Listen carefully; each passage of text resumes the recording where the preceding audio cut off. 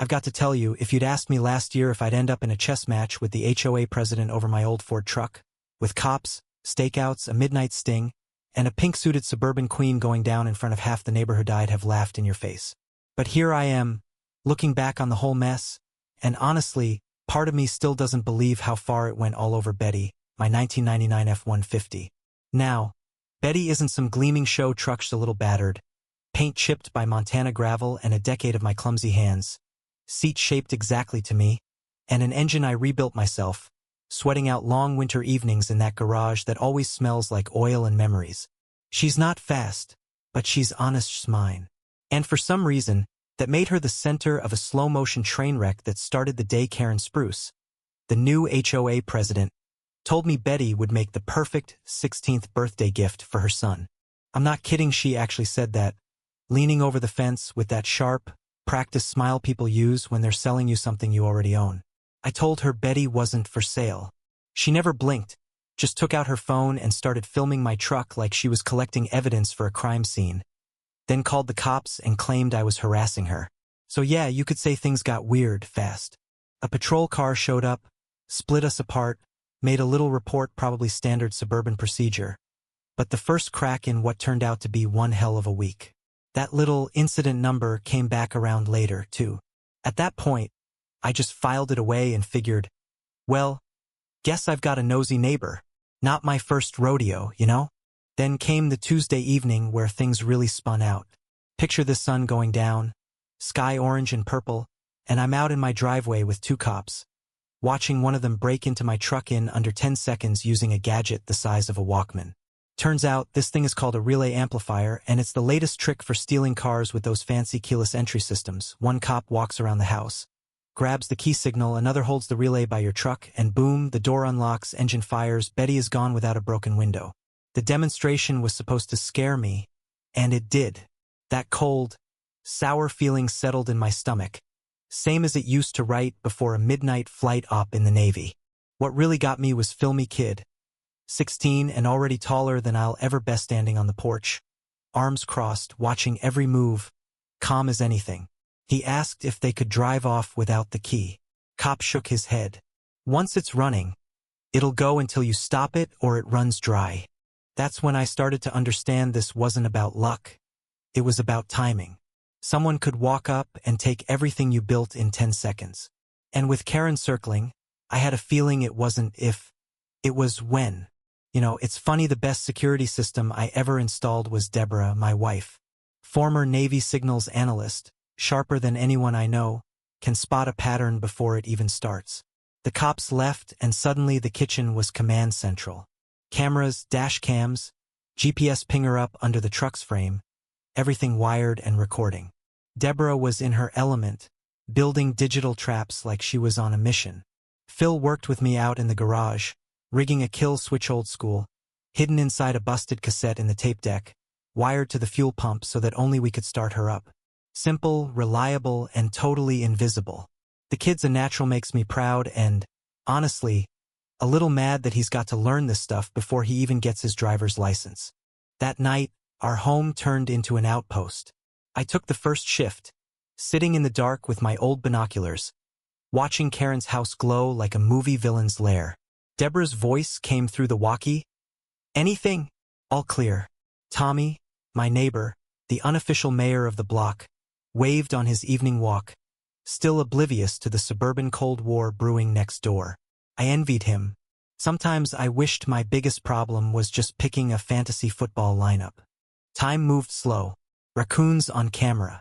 Porch lights flicking on, then off. Around 1:47 a.m., I finally saw them, two shadows, hoodies up, crossing the street, one circling the house, one going straight for Betty. I didn't need binoculars to know who it was. Ryan, Karen's golden boy, and some lanky friend probably roped in with promises of glory and the keys to his new truck. You ever feel your body move before your mind catches up? That's what happened. Ryan held the relay box, door popped, slipped behind the wheel. He looked scared, clumsy. Not a pro, just a kid, doing something stupid and dangerous because his mother told him he deserved it. The truck started up, rolled slowly down the driveway. No lights, just a silent, heavy weights sliding away from my home. But I let them go. I wanted them in the light, on camera, every move recorded. I hit the button on my walkie. Now, Phil. Out in the garage, Phil pressed our homemade remote.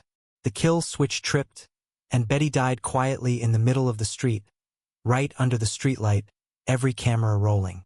Ryan panicked, bailed out, tried to run. I caught up, not rough, just determined, knee on his back, hands where I could see them, told him it was over. His phone buzzed in the grass, screen glowing. A text from Mom. Is it done? Do you have it? That's how it all unraveled. The evidence was handed over, police moved in, every detail on record relay box, cell phone, fingerprints, the works.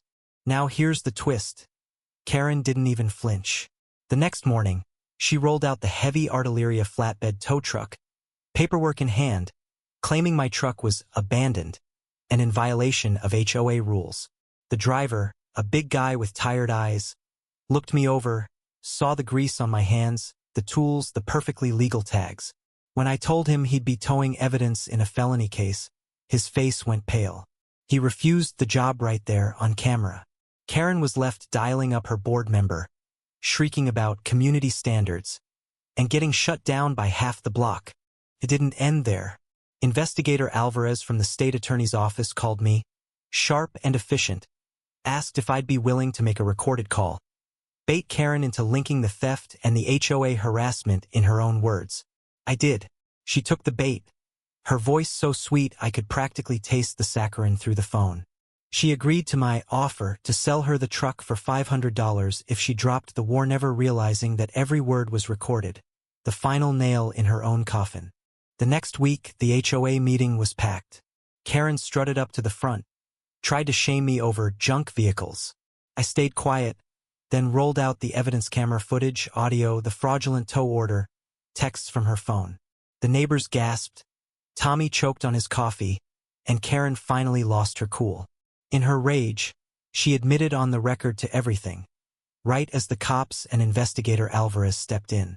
They cuffed her, calmly read the charges: conspiracy, using a minor, false report, and more. She was done. The aftermath was almost anticlimactic. Her house went dark, for sale sign up before the week was out. Ryan in a diversion program, the whole HOA board resigning in disgrace. Tommy, somehow, got himself elected president. First order of business: audit every violation, refund every fine, throw a block party bigger than anything we'd had in years. People started waving again. Lawns became conversation starters instead of battlefields. And Betty? She's still in the driveway, black paint gleaming under the porch light, a little wiser, a little safer. Phil earned his license and asked to take her out for his first solo drive. Steady hands at 10 and 2, quiet pride in his eyes. Deborah turned the command center back into a kitchen. Life went back to normal, or at least our new normal. Sometimes, late at night, I still walk out and run my hand over Betty's hood. I keep the kill switch, the Faraday pouch, and the habit of checking the cameras. Maybe that's paranoid. Or maybe that's just what you do when you know what it means to fight for what's yours and to win fair and square. Funny thing, justice is not about getting even. It's about putting things right, about making space for the simple, quiet life you want to keep. So here's my question. If you made it this far, how far would you go to protect what matters? Would you play by the rules or fight fire with fire? Let me know. Drop your stories, your HOA nightmares, your wins and losses. I can't be the only one who stared down a neighbor with a clipboard and lived to tell the tale.